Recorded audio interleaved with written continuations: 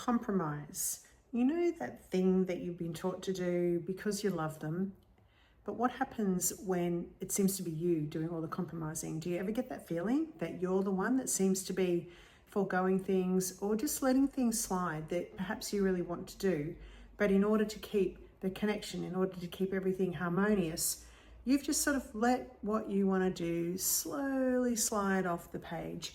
And maybe you've done that quite a lot of times. I know that I did in my first relationship. It was all I did was compromise. I thought it was a thing. In fact, I can remember telling my friends, that's what you do, right? If you want your relationship to be successful, if you want it to last, you have to compromise. Compromise is essential to a relationship that's healthy. That's what we do. I would like to offer you an alternative. And I don't really know, you may not agree with me, but I don't believe in compromise anymore. Because I think that compromise is something that continues to hold women in an invisible cage. We don't see the cage, we just do the do without questioning it, and compromising is one of those things. Did you know that the word compromise actually comes from a common promise? So an external source set up a binding agreement and two people made a promise to actually do that binding agreement, whatever it was. It's very different to the compromise that we use right now in our relationships. Did you also realize that there's not a lot of difference between I'm compromising and I compromised myself? And how does it feel when you compromise? Maybe the first couple of times, it's okay. You go, well, that's all right. I don't really care. I mean, if you really want to do that, that's fine. Or, okay, I'll give up ground this time because that's what's going to keep the peace. That's what's going to make them happy. There's going to be no conflict. There'll be no tension. I'll just give ground. But over time, when you keep doing that, how does it feel in your body? What message are you giving to yourself? I'm actually not as valuable as them. My needs don't matter. It doesn't really, like it's okay if I miss out. It's okay if I'm not heard. It's okay if I'm not seen. It's okay if I'm not considered. And so over time, how does that actually impact our unconscious belief about ourselves? This is all about how we're valuing ourselves, all about how we trust ourselves, because if we're the ones that are constantly giving up what's important to us, how can we trust ourselves to show up for us? Like, we just can't. And do you think compromise is self-erasure? Like, for me, I think it was. I think I compromised so much that in the end, I wasn't even sure what I wanted. I didn't even know what would make me happy. It's sort of like I just erased all of that because I'd walked away so much from this me that I thought I was. And the feelings that are involved with that. So I had feelings, but I was never conscious of them. I was never taught to actually stop and go, well, how does this actually feel for me? Because you might realize that it feels very similar to self-abandonment. You know that feeling that you get when you sort of walk away from yourself or throw yourself under a bus or ignore yourself for long enough? There's this really underlying feeling of like disconnection. Like, who am I? Where did I go to? Where's the meaning in this? What purpose do I have? Who am I really? All of those feelings that come after years of walking away from ourselves and putting ourselves way down the priority scale, I want you to get in touch with them, because that's actually how we start to break out of this invisible cage, and is very possible to do. And this whole episode of escaping from the invisible cage is all about looking at each of these little frameworks, each of the bars of this cage, and learning how we can actually start to just crack them open so that we can walk out and feel free and feel connected. Like real connection, not connection that we have to sell ourselves for, not connection that we have to compromise our own needs for, but real solid connection. And think about it like this. If I have to compromise all the time to keep my relationship in a state of, I don't know, connection, or a state of, peace, or a state of harmony, or a state of holding together, if I have to compromise all the time for that, then do you think that maybe we should really look at how your relationship is? Like, what's going on with your relationship that I have to compromise myself to actually hold it together?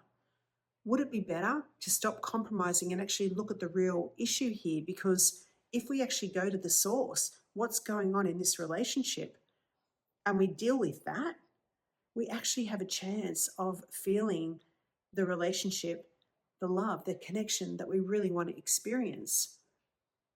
If we don't look at that, if we just keep compromising, we're just going to get further and further and further away from what we really want. And so I want you to know here at this point, because we're not giving ourselves a hard time, right? That's one thing that we want to change.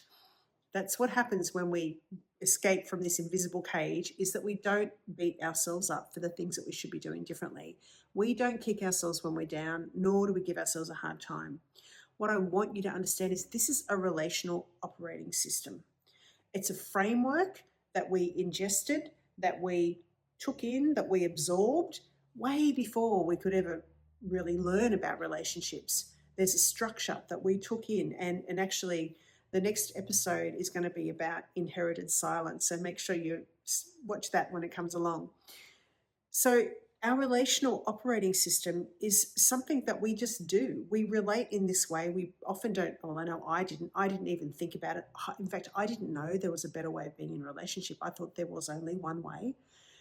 But I know now that there is an alternative, and that the other way of being in a relationship, which is really honest and true, and from my natural state, from inner standing, from my own open, full, clear heart, I'm creating relationships, and those relationships are true. Connection is natural.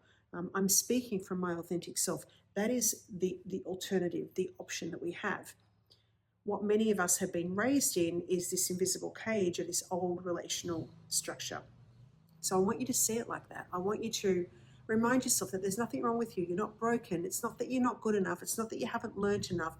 It's just that we have this old structure that we actually need to dissolve, so that we can walk free and start to create the relationships that we really want to feel. Have you gone to my website and downloaded the Heart Shift PDF? Because that actually gives you a process, a methodology to start putting into place, instead of this old relational operating system of having to compromise. Because it's one thing to say, yeah, I'm not going to compromise anymore, or that makes sense, I'm not going to do that. But unless we have a system or a way to actually replace it, it's very hard to change behaviors and habits and conditioning that we've been doing all this time. I want you to know what to do instead of having to compromise yourself. When you have a feeling which leads to that feeling of like, oh, I'm not sure what's going to happen next, and I don't want to take the risk of, conflict, or, any sort of things coming back at me that makes me feel unsafe, because often this is about safety. When you feel that tension, we need to know what we can do instead of compromise. If we don't know, it's really hard to stop compromising, because our relational system only knows that. So we're really starting to build this new way of being. When we have a feeling, what do we do next so that we don't have to go and compromise? So please go and download it if you haven't. It's free. So in this new relational operating system, love doesn't have to be earned. We don't have to keep trying. We don't have to compromise, because often the more we compromise, the more disconnected we feel, the less we feel like we even know ourselves. We completely forget the joy and the freedom that maybe we felt as a younger child. And the other thing that happens is we tend to build up a whole lot of resentment. Now that resentment gets stored in the body, and often when something goes wrong, it sort of gets reactivated. So somebody might do one thing, but we're remembering all the other times that we felt resentment. It all sort of comes to land in that moment. So it's really important that we start to identify that all of these things that happen to us in our relationships are a result of this operational system we're in. This old operational system, it builds resentment. It actually keeps us separate from each other, and in fact keeps shoving resentment and other feelings that haven't been addressed in between us. So we get further and further and further away until we stop and we actually go, you know what, we can actually flip this. We can come back into our true nature, and we can start to live from here, learning a new operating system. If you haven't gone and watched the second episode of this series, I talk about heart open, and I think that's really important. In a new relational operating system, I've identified 4 powers of the heart, and one of them is the open heart. Now, many women, especially, live from this beautiful, open, kind, loving heart where we compromise, we walk away from ourselves to make sure that everybody's happy, that the family is okay. And that we call love, that we call unconditional love, actually. I'm actually going to put a little bit of a in there because I don't believe that's unconditional love. I believe that's self-abandonment. The alternative to that is, what if an open heart meant we didn't have to give away ourselves to keep others happy? That we actually could create this beautiful full heart where we could share love, where we could share support, where we could be there for others, but we're not having to give away parts of ourselves in order to do that. So the way that we are in relationship is there's a flow, there's a to and a fro. Not only are we giving, we're receiving, and we're open, and we actually allow ourselves to receive, which is sort of something else that we need to look at, right? That's probably another frame of this invisible cage that we're stuck in.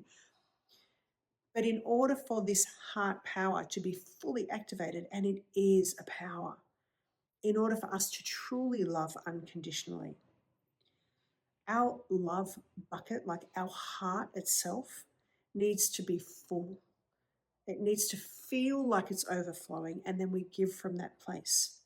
There is no self-abandonment, because if you think about it, if I compromise and I continue to abandon myself, I can only get so far in the love game.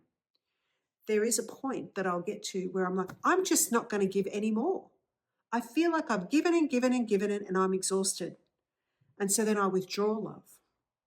So can you see how this open-hearted way that we're taught to love, by abandoning ourselves and compromising, it has a limit.